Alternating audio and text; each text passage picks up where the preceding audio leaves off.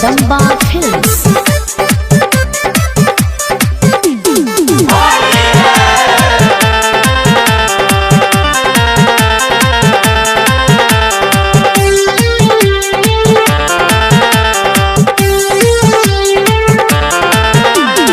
होलिया में आई बारू जहिया से घरे देखी के लइकवा तोहे पजाबा में धरे साली तोहर के मम्मी कहता है अपना माई के मौसी कहता है लइका तोहर के मम्मी कहता है अपना माई के मौसी कहता है।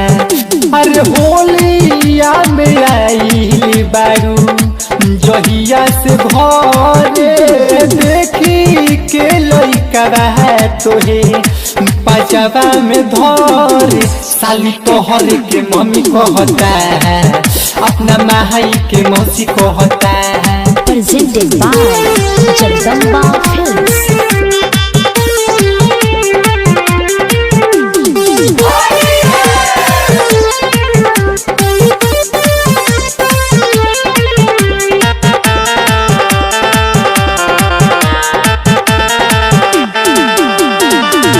हम बताई का हम सुनाई कोरेला तंग भरी रतिया में कोहेला सुनर लागेलू तू तो बोलेलू मीठी बतिया में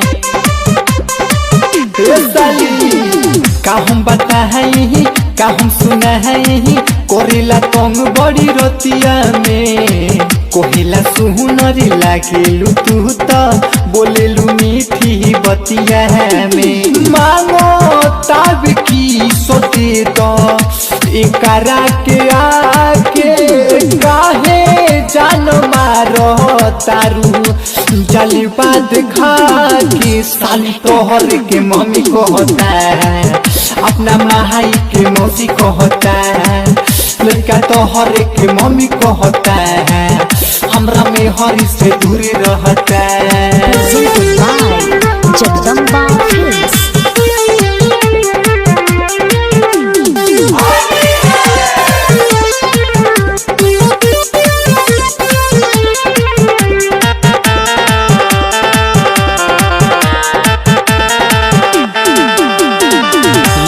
अबीर पीछे कारीबा धइले खोजता घूमी के तहरा के बोलन देसी उ छोरा हदेसी रोके ना पही बुलहरा के।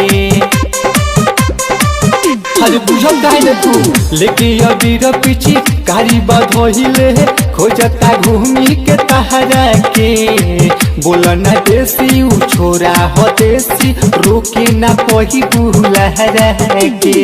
नीरज सकीर बंटी के साथ रहता हो बोरा दीप प्रीत सैन के पीछे रहता आखी मारी के इशारा करता है साली तोहर के मम्मी कहता है अपना माई के मौसी कहता है लइका तोहर के मम्मी कहता है।